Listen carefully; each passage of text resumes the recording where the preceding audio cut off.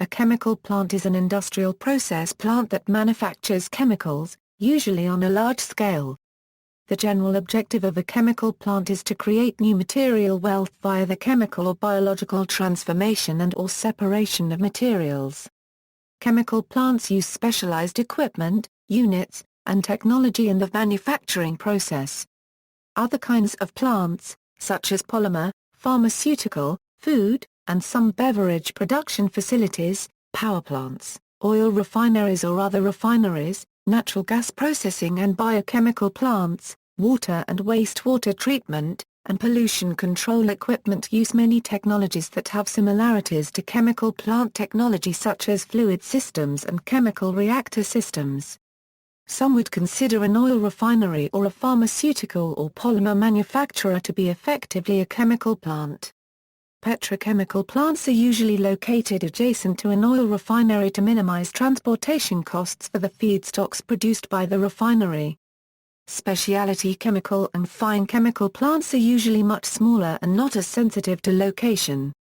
Tools have been developed for converting a base project cost from one geographic location to another. Chemical processes. Chemical plants use chemical processes, which are detailed industrial-scale methods, to transform feedstock chemicals into products. The same chemical process can be used at more than one chemical plant, with possibly differently scaled capacities at each plant. Also, a chemical plant at a site may be constructed to utilize more than one chemical process, for instance to produce multiple products.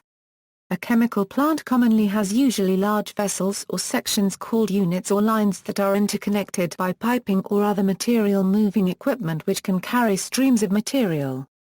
Such material streams can include fluids or sometimes solids or mixtures such as slurries. An overall chemical process is commonly made up of steps called unit operations which occur in the individual units. A raw material going into a chemical process or plant as input to be converted into a product is commonly called a feedstock, or simply feed. In addition to feedstocks for the plant as a whole, an input stream of material to be processed in a particular unit can similarly be considered feed for that unit. Output streams from the plant as a whole are final products and sometimes output streams from individual units may be considered intermediate products for their units. However, final products from one plant may be intermediate chemicals used as feedstock in another plant for further processing. For example, some products from an oil refinery may be used as feedstock in petrochemical plants, which may in turn produce feedstocks for pharmaceutical plants. Either the feedstock, S, the product, S, or both may be individual compounds or mixtures. It is often not worthwhile separating the components in these mixtures completely. Specific levels of purity depend on product requirements and process economics. Operations equals, chemical processes may be run in continuous or batch operation. Batch operation. In batch operation, production occurs in time-sequential steps in discrete batches. A batch of feedstock, S, is fed into a process or unit, then the chemical process takes place, then the product, S, and any other outputs are removed. Such batch production may be repeated over again and again with new batches of feedstock. Batch operation is commonly used in smaller-scale plants such as pharmaceutical or specialty chemicals production, for purposes of improved traceability as well as flexibility. Continuous plants are usually used to manufacture commodity or petrochemicals while batch plants are more common in specialty and fine chemical production as well as pharmaceutical active ingredient manufacture. Continuous operation. In continuous operation, all steps are ongoing continuously in time. During usual continuous operation, the feeding and product removal are ongoing streams of moving material, which together with the process itself, all take place simultaneously and continuously. Chemical plants or units in continuous operation are usually in a steady state or approximate steady state. Steady state means that quantities related to the process do not change as time passes during operation. Such constant quantities include stream flow rates, heating or cooling rates, temperatures, pressures, and chemical compositions at any given point. Continuous operation is more efficient in many large-scale operations like petroleum refineries. It is possible for some units to operate continuously and others be in batch operation in a chemical plant. For example, see continuous distillation and batch distillation. The amount of primary feedstock or product per unit of time which a plant or unit can process is referred to as the capacity of that plant or unit. For examples, the capacity of an oil refinery may be given in terms of barrels of crude oil refined per day. Alternatively, chemical plant capacity may be given in tons of product produced per day. In actual daily operation, a plant will operate at a percentage of its full capacity. Engineers typically assume 90% operating time for plants which work primarily with fluids, and 80% uptime for plants which primarily work with solids. Units and fluid systems. Specific unit operations are conducted in specific kinds of units. Although some units may operate at ambient temperature or pressure, many units operate at higher or lower temperatures or pressures. Vessels in chemical plants are often cylindrical with rounded ends, a shape which can be suited to hold either high pressure or vacuum. Chemical reactions can convert certain kinds of compounds into other compounds in chemical reactors. Chemical reactors may be packed beds and may have solid heterogeneous catalysts which stay in the reactors as fluids move through, or may simply be stirred vessels in which reactions occur. Since the surface of solid heterogeneous catalysts may sometimes become poisoned from deposits such as coke, regeneration of catalysts may be necessary. Fluidized beds may also be used in some cases to ensure good mixing. There can also be units for mixing, separation, heating, cooling, or some combination of these. For example, chemical reactors often have stirring for mixing and heating or cooling to maintain temperature. When designing plants on a large scale, heat produced or absorbed by chemical reactions must be considered. Some plants may have units with organism cultures for biochemical processes such as fermentation or enzyme production. Separation processes include filtration, settling, extraction or leaching, distillation, recrystallization or precipitation, reverse osmosis, drying, and adsorption. Heat exchangers are often used for heating or cooling, including boiling or condensation, often in conjunction with other units such as distillation towers. There may also be storage tanks for storing feedstock, intermediate or final products, or waste. Storage tanks commonly have level indicators to show how full they are. There may be structures holding or supporting sometimes massive units and their associated equipment. There are often stairs, ladders, or other steps for personnel to reach points in the units for sampling, inspection, or maintenance. An area of a plant or facility with numerous storage tanks is sometimes called a tank farm, especially at an oil depot. Fluid systems for carrying liquids and gases include piping and tubing of various diameter sizes, various types of valves for controlling or stopping flow, pumps for moving or pressurizing liquid, and compressors for pressurizing or moving gases. Vessels, piping, tubing, and sometimes other equipment at high or very low temperature are commonly covered with insulation for personnel safety and to maintain temperature inside. Fluid systems and units commonly have instrumentation such as temperature and pressure sensors and flow measuring devices at select locations in a plant. Online analyzers for chemical or physical property analysis have become more common. Solvents can sometimes be used to dissolve reactants or materials such as solids for extraction or leaching, to provide a suitable medium for certain chemical reactions to run, or so they can otherwise be treated as fluids. Chemical plant design. Today, the fundamental aspects of designing chemical plants are done by chemical engineers. Historically, this was not always the case and many chemical plants were constructed in a haphazard way before the discipline of chemical engineering became established. Chemical engineering was first established as a profession in the United Kingdom when the first chemical engineering course was given at the University of Manchester in 1887 by George E. Davis in the form of 12 lectures covering various aspects of industrial chemical practice. As a consequence, George E. Davis is regarded as the world's first chemical engineer. Today, chemical engineering is a profession and those professional chemical engineers with experience can gain chartered engineer status through the Institution of Chemical Engineers. In plant design, typically less than 1% of ideas for new designs ever become commercialized.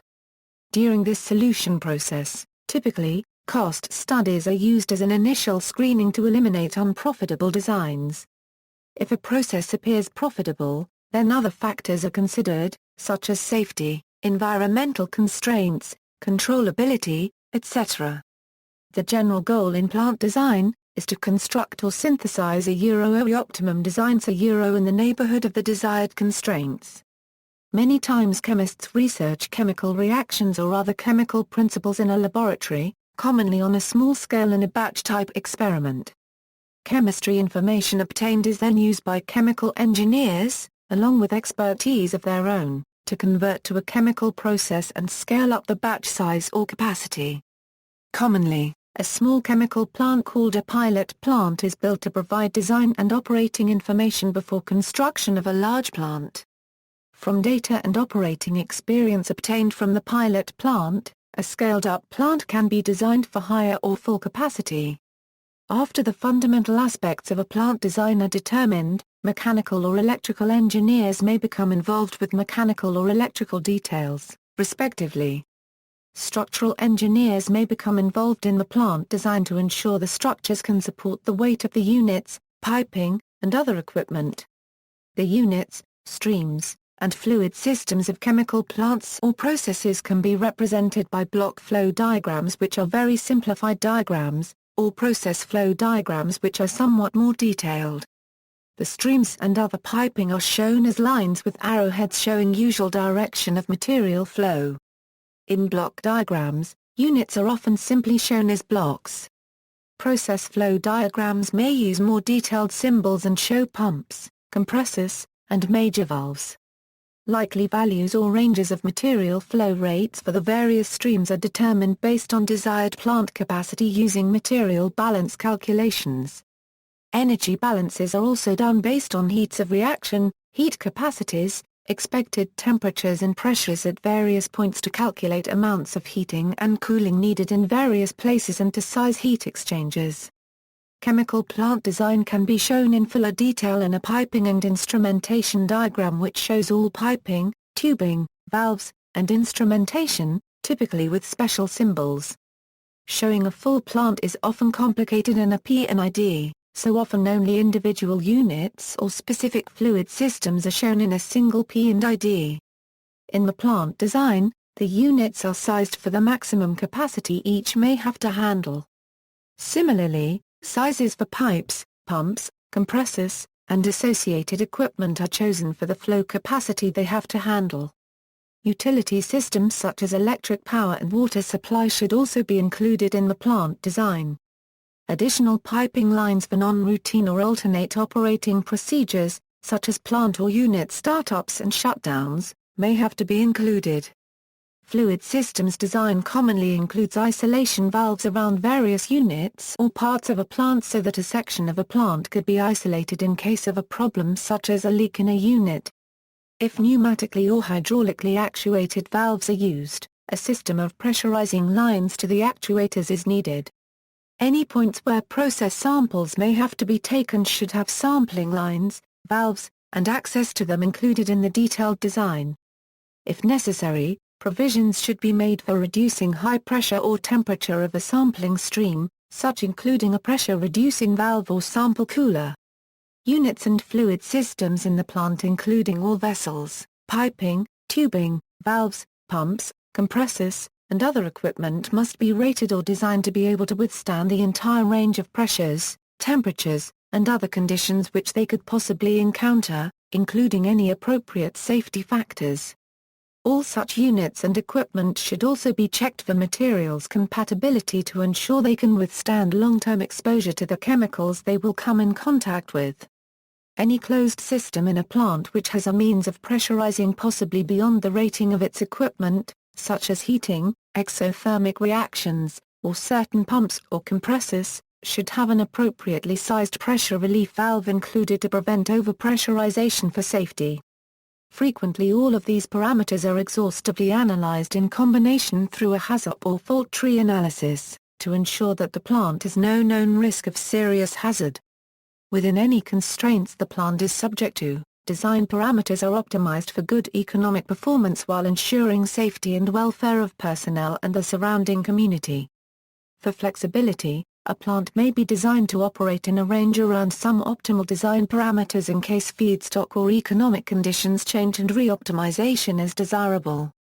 In more modern times, computer simulations or other computer calculations have been used to help in chemical plant design or optimization.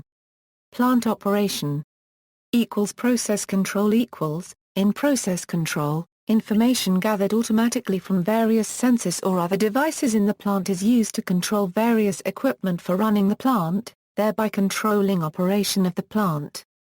Instruments receiving such information signals and sending out control signals to perform this function automatically are process controllers. Previously, pneumatic controls were sometimes used. Electrical controls are now common. A plant often has a control room with displays of parameters such as key temperatures, pressures, fluid flow rates and levels, operating positions of key valves, pumps and other equipment, etc. In addition, operators in the control room can control various aspects of the plant operation, often including overriding automatic control. Process control with a computer represents more modern technology. Based on possible changing feedstock composition, changing products requirements or economics, or other changes in constraints, operating conditions may be re-optimized to maximize profit. Workers equals, as in any industrial setting, there are a variety of workers working throughout a chemical plant facility, often organized into departments, sections, or other work groups. Such workers typically include engineers, plant operators, and maintenance technicians. Other personnel at the site could include chemists, management administration and office workers. Types of engineers involved in operations or maintenance may include chemical process engineers, mechanical engineers for maintaining mechanical equipment, and electrical computer engineers for electrical or computer equipment. Transport equals, large quantities of fluid feedstock or product may enter or leave a plant by pipeline, railroad tank car, or tanker truck. For example, petroleum commonly comes to a refinery by pipeline. Pipelines can also carry petrochemical feedstock from a refinery to a nearby petrochemical plant. Natural gas is a product which comes all the way from a natural gas processing plant to final consumers by pipeline or tubing. Large quantities of liquid feedstock are typically pumped into process units. Smaller quantities of feedstock or product may be shipped to or from a plant in drums. Use of drums about 55 gallons in capacity is common for packaging industrial quantities of chemicals. Smaller batches of feedstock may be added from drums or other containers to process units by workers. Maintenance equals, in addition to feeding and operating the plant, and packaging or preparing the product for shipping, plant workers are needed for taking samples for routine and troubleshooting analysis and for performing routine and non-routine maintenance. Routine maintenance can include periodic inspections and replacement of worn catalyst, analyzer reagents, various sensors, or mechanical parts. Non-routine maintenance can include investigating problems and then fixing them, such as leaks, failure to meet feed or product specifications, mechanical failures of valves, pumps, compressors, sensors, etc. Statutory and regulatory compliance equals, when working with chemicals, safety is a concern in order to avoid problems such as chemical accidents. In the United States, the law requires that employers provide workers working with chemicals with access to a material safety data sheet for every kind of chemical they work with. An MSDS for a certain chemical is prepared and provided by the supplier to whoever buys the chemical. Other laws covering chemical safety, hazardous waste, and pollution must be observed, including statutes such as the Resource Conservation and Recovery Act and the Toxic Substances Control Act, and regulations such as the Chemical Facility Anti-Terrorism Standards in the United States. Hazmat teams are trained to deal with chemical leaks or spills. Process hazard analysis is used to assess potential hazards in chemical plants. In 1998, the U.S. Chemical Safety and Hazard Investigation Board has become operational. Plant facilities: the actual production or process part of a plant may be indoors, outdoors, or a combination of the two. It may be a traditional stick-built plant or a modular skid. Large modular skids are especially impressive feats of engineering. A modular skid is built including all of the modular equipment needed to do the same job a traditional stick-built plant may perform. However, the modular skid is built within a structural steel frame, allowing it to be shipped to the on-site location without needing to be rebuilt on-site. A modular skid build results in a higher functioning end product, as less hands are required in the on-site setup of the modular skid process unit, resulting in minimized risk for mishaps. The actual production section of a facility usually has the appearance of a rather industrial environment. Hard hats and work shoes are commonly worn. Floors and stairs are often made of metal grating, and there is practically no decoration. There may also be pollution control or waste treatment facilities or equipment. Sometimes existing plants may be expanded or modified based on changing economics, feedstock, or product needs. As in other production facilities, there may be shipping and receiving, and storage facilities. In addition, there are usually certain other facilities, typically indoors, to support production at the site. Although some simple sample analysis may be able to be done by operations technicians in the plant area, a chemical plant typically has a laboratory where chemists analyze samples taken from the plant. Such analysis can include chemical analysis or determination of physical properties. Sample analysis can include routine quality control on feedstock coming into the plant, intermediate and final products to ensure quality specifications are met. Non-routine samples may be taken and analyzed for investigating plant process problems also. A larger chemical company often has a research laboratory for developing and testing products in processes where there may be pilot plants, but such a laboratory may be located at a site separate from the production plants. A plant may also have a workshop or maintenance facility for repairs or keeping maintenance equipment. There is also typically some office space for engineers, management or administration, and perhaps for receiving visitors. The decorum there is commonly more typical of an office environment.